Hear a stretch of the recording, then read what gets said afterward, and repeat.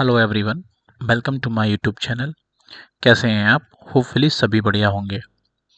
मध्य प्रदेश कर्मचारी चयन मंडल भोपाल की तरफ से एक नोटिफिकेशन रिलीज़ हुआ है जो कि 10,758 पदों के लिए नोटिफिकेशन रिलीज़ हुआ है। जो काय के लिए है? मध्य प्रदेश टीचर्स चयन आयोग की तरफ से या स्कूल शिक्षा विभाग के अंतर्गत ये नोटिफिकेशन रिलीज़ हुआ है, जिसमें खेल एवं संगीत, गायन, वादन एवं प्राथमिक शिक्षा मंडल में मतलब अलग-अलग डिपार्टमेंट हैं, उनसे सभी में शिक्षक के चयन के लिए आवेदन या नोटिफिकेशन रिलीज़ हुआ है।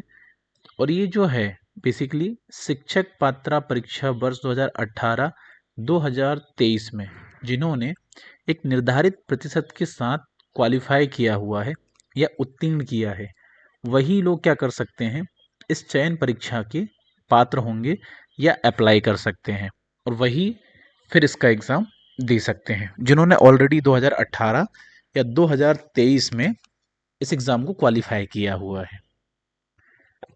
इसमें आवेदन पत्र भरने की प्रारंभिक तिथि जो है वो है 28/1/2025। 28/1/2025 से फॉर्म फिल होना स्टार्ट हो रहे हैं। वहीं इसकी अंतिम तिथि 11/2/2025 तक है। 11/2/2025 लास्ट डेट है। आप इस तक अप्लाई कर सकते हैं। कोशिश करिएगा आप 11 के पहले पहले फॉर्म को फिल कर दो, क्योंकि लास्ट डेट में क्या होता है, बहुत ज़्यादा सर्वर के इश्यूज आते हैं और पेमेंट फेलियर के भी इश्यूज देखे गए हैं। तो आप कम से कम अपनी इस चीज़ को मिस ना कर पाएँ, वैकेंसी को किसी और रीज़न के कारण, इसलिए आवेदन को पहले फिल कर लें। अगर कभी फॉर्म फिल करने में आपसे कोई त्रुटि हो जाती है तो उसकी संशोधन की प्रारंभिक तिथि भी 28/1/2025 है और इसकी अंतिम तिथि 16/2/2025 है। वहीं जो इसका एग्ज़ाम है वो 20 मार्च 2025 से स्टार्ट होंगे। कब तक चलेंगे वो डेट यहाँ दी नहीं गई है, लेकिन स्टार्टिंग डेट यहाँ पे दी हुई है जो कि 20 मार्च 2025 से शुरू हो रहे हैं। अब इसमें हम बात कर लेते हैं एग्ज़ाम फीस की। जो सीधी भर्ती पदों हेतु होने वाले हैं, इसमें अनरिजर्व कैटेगरी के जो कैंडिडेट हैं उनको 500 रुपीज़ चार्ज पे करना पड़ेगा और वहीं जो SC, ST, OBC other category के हैं उनको 250 रुपीज़ चार्ज पे करना पड़ेगा। ये काय के लिए? सीधी भर्ती के पदों के लिए। और उसमें जो बैकलॉग पद के लिए फीस 0 रहेगी। अभी जो फीस है इसके अलावा आपको MP ऑनलाइन कियोस्क का 60 रुपये चार्ज पे करना पड़ेगा। और वहीं पे आप जैसे रजिस्टर्ड सिटीजन यूज़र के माध्यम से लॉगिन करते हैं तो पोर्टल का चार्ज वहाँ पे 20 रुपये होने वाला है। अब ये नोटिफिकेशन क्या काफ़ी बड़ा है और इसमें काफ़ी सारी वैकेंसीज़ हैं जो डिटेल में दी गई हुई है। इसमें एक चीज़ और है, परीक्षा तिथि 20 मार्च से स्टार्ट हो रही है, जैसा कि हमने पहले डिस्कस भी किया हुआ है, और इसके 2 शिफ्ट में एग्ज़ाम होंगे, फर्स्ट शिफ्ट और सेकंड शिफ्ट में। जो फर्स्ट शिफ्ट का एग्ज़ाम है वो 9 बजे से 11 बजे तक रहेगा और सेकंड शिफ्ट का एग्ज़ाम 3 बजे से 5 बजे तक रहेगा। इसके लिए रिपोर्टिंग टाइम 7 से 8 रखा गया है और वहीं 8:50 से 9:20 ये आपका 10 मिनट का जो रहेगा एक ड्यूरेशन, वहाँ पे आपको एक इम्पोर्टेंट जो नोटिफिकेशन है वो पढ़ाए जाएंगे, ये आप पढ़ सकते हैं। और जो सेकंड शिफ्ट है वो 1 बजे से 2 बजे तक आपका रिपोर्टिंग टाइम रहेगा और 2:50 से 3 बजे तक 10 मिनट महत्वपूर्ण निर्देश पढ़ने का समय दिया जाएगा। वहीं अभ्यर्थी का आधार पंजीयन अनिवार्य है, तो आप जब इस फॉर्म को फिल करें उसके पहले आप एटलीस्ट आपका पंजीयन जरूर करवा लेना। क्लियर है? और इसको वेरीफाई करवाना पड़ेगा आपको, जो कि आधार के थ्रू ही होगा। क्लियर? नेक्स्ट है, इसमें आपकी जो फ़ोटो है वो पास एग्ज़ाम में जो आपने लगाई हुई है वही आपको वहाँ पे लेके जानी पड़ेगी। फ़ोटो उसमें चेंज मत करना। दूसरा, इसका बायोमेट्रिक के थ्रू आपका सत्यापन होगा जब आप वहाँ एग्ज़ाम हॉल में पहुँचेंगे, उसके बाद में ही आपकी एंट्री होगी।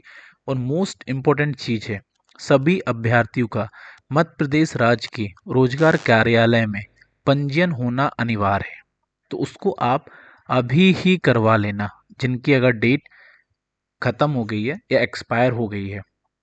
क्लियर? और जिनकी डेट है तो उनके लिए तो कोई इशू है ही नहीं है, वो लोग तो आराम से अप्लाई कर सकते हैं।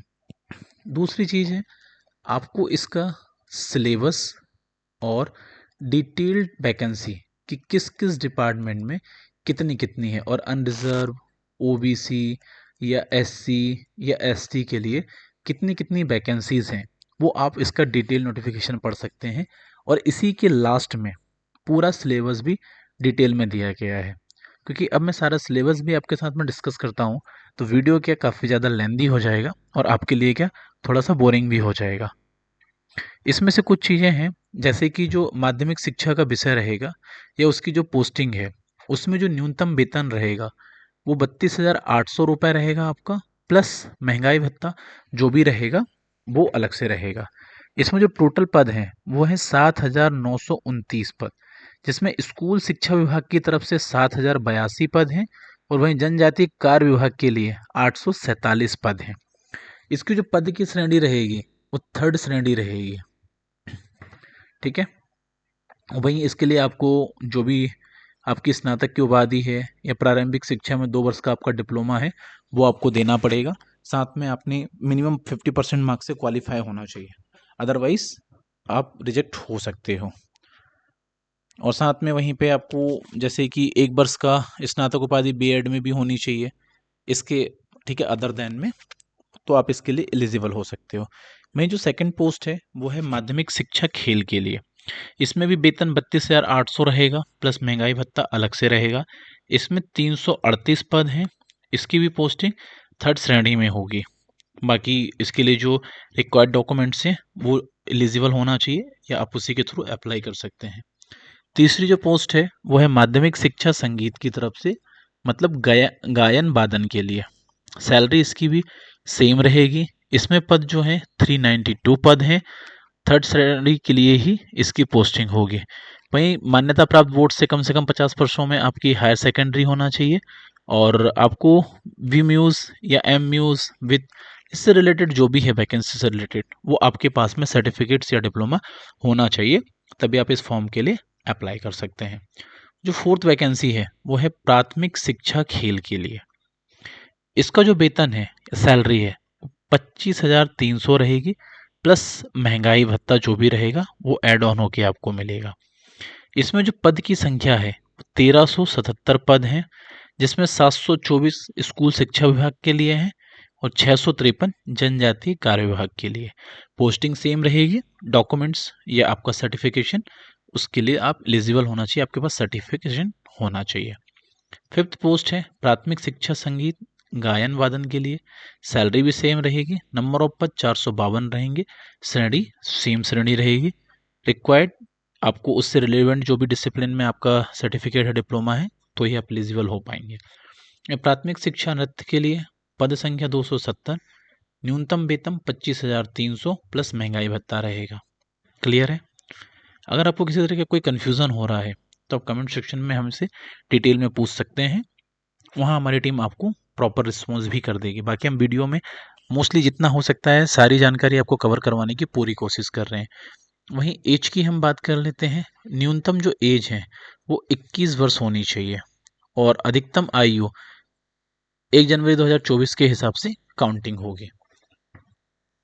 अधिकतम आयु अलग अलग कैटेगरी के हिसाब से 1 जनवरी 2024 के हिसाब से काउंट करेंगे। अनरिजर्व कैटेगरी के लिए मिनिमम 40 वर्ष होनी चाहिए। जो मध्य प्रदेश की महिला आवेदक हैं उनके लिए 45 वर्ष। पुरुष या महिला के लिए जो ऑलरेडी पोस्टेड हैं उनके लिए 45। जो पुरुष महिला मध्य प्रदेश के आरक्षित अनुसूचित जाति जनजाति पिछड़ा वर्ग उनके लिए 45 वर्ष होनी चाहिए। और वहीं जो मध्य प्रदेश के मूल स्थानीय जो दिव्यांगजन हैं उनके लिए भी 45 ईयर का होना चाहिए। बाकी एज रिलैक्सेशन के बेनिफिट के लिए एज पर गवर्नमेंट के रूल्स के हिसाब से आप अप्लाई कर सकते हैं। वो आपके कैटेगरी के हिसाब से जो भी एज रिलैक्सेशन का बेनिफिट होगा वो आपको मिल जाएगा। बाकी आप है ना डिटेल नोटिफिकेशन के लिए इनकी वेबसाइट पे आप विजिट कर सकते हैं और वहाँ से डिटेल नोटिफिकेशन स्टडी कर सकते हैं। और फॉर्म फिल करने के पहले आप कोड वाइज सारी वैकेंसीज़ का एनालिसिस डेफिनेटली कर लेना और उसके हिसाब से फॉर्म फिल कर देना। सिलेबस है, तो सिलेबस इस नोटिफिकेशन के लास्ट में अटैच्ड है। आप अपने अकॉर्डिंग जिस भी आप कैटेगरी से फॉर्म फिल कर रहे हैं या जिस भी डिपार्टमेंट के लिए फिल कर रहे हैं, उनके सभी के नोटिफिकेशंस यहाँ पे दिए हुए हैं। आप उन सभी नोटिफिकेशन के हिसाब से अपने सिलेबस को आप यहाँ से डाउनलोड कर सकते हैं और उससे रिलेटेड आप स्टडी अभी से स्टार्ट कर सकते हैं। क्लियर है? अगर फिर भी आपको कोई दिक्कत आ रही है तो आप हमसे कमेंट सेक्शन में डेफिनेटली पूछ लीजिएगा। बाकी जो ऑनलाइन के लिए जहाँ जहाँ एग्ज़ाम कंडक्ट होने वाले हैं, ये शहर भी इसमें दिए गए हैं, तो आप अपनी सुटेबिलिटी के हिसाब से इनके सेंटर्स चूज़ कर सकते हैं और अपने कन्वीनियंट के हिसाब से इसको अप्लाई कर सकते हैं। जो भी नियर बाय सिटी हो वो आप देख लेना और यहाँ से आप चूज़ करके फॉर्म फिल कर देना। बट ये है कि फॉर्म फिल करने में कोई भी मिस्टेक मत करिएगा, अदरवाइज़ वो आपको बाद में चल के प्रॉब्लम क्रिएट कर सकती है। तो होपफुली हमने जितनी चीज़ें बताई हुई हैं आपको समझ में आई हुई होगी। कोई डाउट है तो कमेंट सेक्शन में पूछ लीजिएगा और इस वीडियो को लाइक करिएगा और ज़्यादा से ज़्यादा लोगों को शेयर करिए, अपने दोस्तों को, कलीग को, फैमिली मेम्बर को, हो सकता है उनका भी एग्ज़ाम क्वालिफाई हो और उन्होंने ध्यान ना दिया हो, नोटिफिकेशन मिस कर दिया हो, सो दैट वो इस वैकेंसी का बेनिफिट उठा पाएँ और क्वालिफाइड हैं तो ऑलरेडी एग्ज़ाम पे अपेयर हों और इस एग्ज़ाम को ईज़ी तरीके से क्रैक करें। Anyway, thank you so much.